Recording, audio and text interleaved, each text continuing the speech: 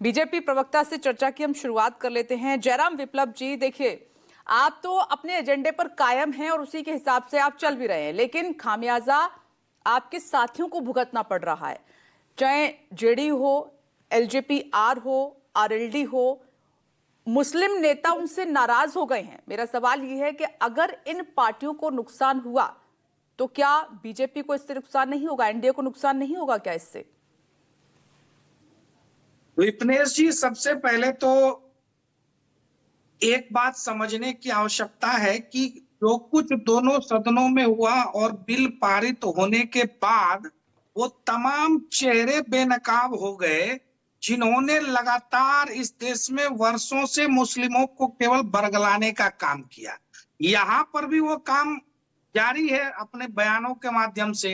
अभी जिन 6 महत्वपूर्ण बयानों को आपने दिखाया, उसमें एक व्यक्ति, कांग्रेस के नेता मोहम्मद जावेद, कह रहे थे कि ये एक धार्मिक संस्था है, मुस्लिमों की धार्मिक संस्था है।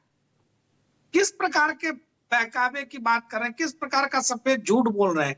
वक्फ बोर्ड अगर मुस्लिमों की धार्मिक संस्था है तो 1958 से पहले इसका अस्तित्व क्या था और बाद में क्या रहा, फिर कैसे कैसे संशोधन हुए। धार्मिक संस्थाओं का गठन सीधे सीधे सरकार के माध्यम से केवल संपत्तियों के प्रबंधन का विषय है, और उस प्रबंधन के दौरान जो कुछ भूमाफियाओं के साठगांठ से गरीबों मजलूमों तक की संपत्ति लूटने से लेकर एक पूरे के पूरे गांव तक को वक्त की संपत्ति घोषित कर देना और फिर उसमें कैसे कब्जे की कोशिश होती है, और उसके विरुद्ध केवल अगर कोई दावा कर दे तो उस दावे को सही मान लिया जाता था और उसके विरुद्ध आप किसी अदालत में नहीं जा सकते थे। इस प्रकार की जो असंवैधानिक प्रक्रिया थी उसको हमारी सरकार ने ठीक किया है, और देश भर में तमाम मुस्लिम नागरिकों का इसको समर्थन मिल रहा है।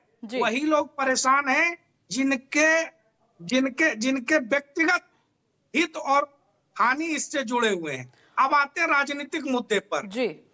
एक ऐसा परिवार जो लगातार सेकुलरिज्म और मुसलमानों का रहनुमा बनने का घोषणा, दावा और वादा करता था, वो उस परिवार के 3 महत्वपूर्ण सदस्य इस महत्वपूर्ण चर्चा में, इतिहास की सबसे लंबी चर्चा मानी जा रही है, उस चर्चा में कहां गायब थे?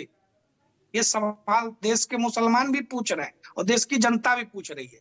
देश के लोग ये भी जानना चाहते हैं कि आज टीवी डिबेट्स में आने वाले मुस्लिम रहनुमा हो या तमाम सेकुलर सियासी दल, ये हमेशा आतंकवादियों के साथ, अलगाववादियों के साथ, घुसपैठियों के साथ या भूमाफियाओं के साथ ही मुसलमानों को क्यों जोड़ना चाहते?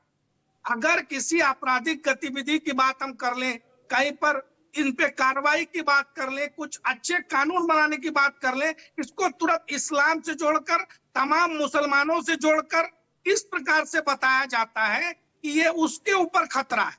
और यही वोट बैंक की सियासत कांग्रेस समेत तमाम दल करते आ रहे हैं, और अलग अलग पहचान लेकर के जो मुस्लिम रहनुमा बनकर टीवी चैनलों पर भी आते हैं, वो भी यही काम करते हैं, मुस्लिमों को गुमराह करने का प्रयास करते हैं कि अगर भूमाफिया पर कार्रवाई हो रही है तो पूरे मुसलमानों पर कार्रवाई। ठीक है, आपने मेरे सवाल का जवाब नहीं दिया, लेकिन डॉक्टर डीना